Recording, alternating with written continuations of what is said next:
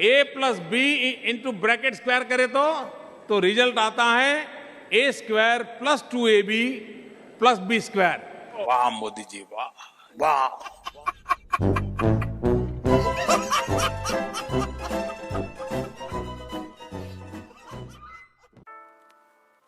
जय हिंद दोस्तों, आपका बहुत बहुत स्वागत है एक बार फिर से। तो एक एवरेज भारतीय परिवार साल में 25 से 26 लाख रुपए खर्च करता है अपने बच्चे के एजुकेशन पे, और उस बच्चे को लास्ट में अच्छी जॉब तो छोड़ो, अच्छी ज़िंदगी तो छोड़ो, निराशा के अलावा कुछ भी नहीं मिलता है। तो ऐसे एजुकेशन सिस्टम को आप क्या कहेंगे, अच्छा कहेंगे या बुरा कहेंगे? तो इसी टॉपिक के ऊपर आज की हमारी वीडियो है, top 5 problems with Indian education system. तो भैया जो पहली प्रॉब्लम आती है, पहला पॉइंट आता है, वो आता है स्ट्रक्चर और सिलेबस का। इंडियन एजुकेशन सिस्टम आज़ादी के टाइम से ही एक ही स्ट्रक्चर को फॉलो करता आ रहा है आज तक। शुरुआत में तो ये काफ़ी हेल्पफुल था, काफ़ी मददगार था, अच्छे से सब चला, अच्छे से सब काम हुए। लेकिन हम सब जानते हैं समय के साथ साथ हर चीज़ बदलती रहती है, हर चीज़ चेंज होती रहती है, और ये जो स्ट्रक्चर है वो आउटडेटेड हो चुका है। ये बात हमें माननी पड़ेगी, और ये जितना जल्दी हो सके हम समझ जाएं, इसी में ही हमारी भलाई है। क्योंकि आजकल स्किल्स ज़्यादा मैटर करती हैं, नॉलेज ज़्यादा मैटर करती हैं, बजाय कि आप कितना पढ़े लिखे हो, आपके पास कितनी डिग्री हैं, ये सब साइड में ही रखा रह जाता है। और इंडियन एजुकेशन स्ट्रक्चर जो है वो basics, what are the basic of the courses, इन पे ज़्यादा फोकस करता है। तो ये सब आउटडेटेड हो चुका है आजकल। तो ये तो बात हुई स्ट्रक्चर की। अब हम बात कर लेते हैं सिलेबस की।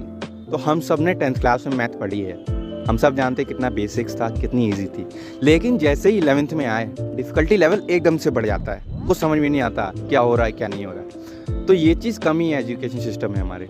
एजुकेशन का प्रिंसिपल भी ये कहता है कि the difficulty level should be increase moderately, मतलब धीरे धीरे डिफ़िकल्टी लेवल को बढ़ाना चाहिए, एकदम से नहीं। तो ये चीज़ हमें सुधारनी पड़ेगी हमारे।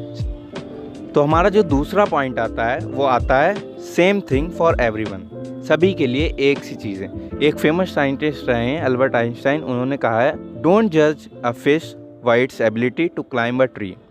मतलब हर एक इंसान एक जैसा नहीं होता है, ये सब हम जानते हैं। इसी प्रकार हर स्टूडेंट एक जैसा नहीं होता, सब में अपनी अपनी खूबी होती हैं, कि कोई किसी चीज़ में आगे होता है, कोई किसी चीज़ में आगे होता है। तो हम सिर्फ पढ़ाई के ही नाम पे उसे इवैल्यूएट करेंगे, ये बात सही नहीं है ना। फ्रंट बेंचर जो होते हैं वो अच्छे से काम करते हैं, हर चीज़ टाइम पे करते हैं, लेकिन बैक बेंचर्स भी कम नहीं होते हैं।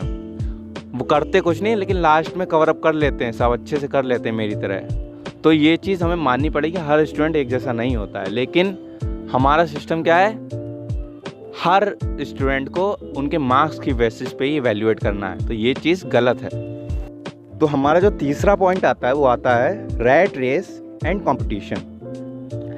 आपको एक फैक्ट बताता हूँ, आईआईटी में 12 लाख बच्चे बैठते हैं एग्जामिनेशन के लिए, लेकिन उनमें से सिर्फ 11,000 बच्चे सिलेक्ट होते हैं। सिलेक्शन रेट 1% से भी कम है। इसीलिए हर बच्चा सिर्फ मार्क्स के लिए ही पढ़ता है, मार्क्स के पीछे भाग रहा है। उन्हें स्किल्स से कोई मतलब नहीं है, उन्हें एजुकेशन से कोई मतलब नहीं है, उन्हें नॉलेज से कोई मतलब नहीं है, उन्हें सिर्फ मार्क्स चाहिए। तो रट के, नकल करके, जैसे भी आने मार्क्स आ जाएं। और पेरेंट्स भी मार्क्स को ही देखते हैं, टीचर्स भी मार्क्स को ही देखते हैं, और सोसाइटी भी मार्क्स को भी देखते हैं। अगर आपके मार्क्स 75% से कम है तो पड़ोस वाली आंटी आपको पहले गाली देंगी बजाय आपके पेरेंट्स से। तो ये बात गलत है हमारे सिस्टम की। तो इसे हमें इम्प्रूव करना होगा, सुधारना होगा, क्योंकि मार्क्स मैटर नहीं करते हैं। जो कुछ मैटर करता है वो होती है नॉलेज और स्किल्स। तो जो फोर्थ पॉइंट आता है वो आता है रिजर्वेशन का।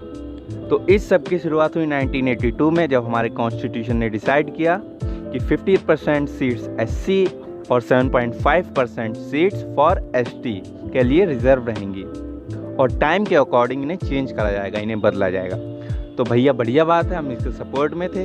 लेकिन 1990 में एक शख्स आए जिनका नाम था विश्वनाथ प्रताप सिंह, इन्होंने रिजर्वेशन को डायरेक्ट कर दिया 50%।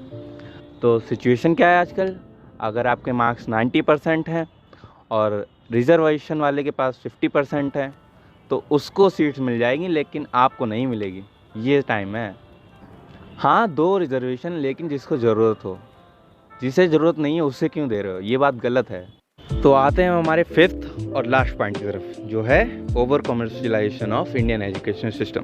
तो बात करते हैं प्राइवेट यूनिवर्सिटीज़ की, प्राइवेट कॉलेजेस की और प्राइवेट इंस्टीट्यूशंस की, जो एजुकेशन के नाम पे अपना धंधा चला रहे हैं पैसों के लिए। और यहाँ स्टूडेंट्स के नाम पे रोबोट प्रोड्यूस करे जाते हैं। इन्हें एजुकेशन से कोई मतलब नहीं है, इन्हें कोर्सेज से कोई मतलब नहीं है, ना इन्हें सिलेबस से मतलब है। इनका अल्टीमेट एम होता है पैसा छापना, मनी प्रोड्यूस करना। तो that's all for today. Thank you and जय हिंद। सवालों को करने के लिए देखिए, एक तो बेसिक ट्रिक है, एक तो लाइक और शेयर ठोक दीजिए, महाकाल का दबा के लाइक और शेयर ठोक दीजिए। पूरा साल मेहनत करता हूं आपके लिए बेटा, ऐसा नहीं चलेगा, ऐसा नहीं चलेगा।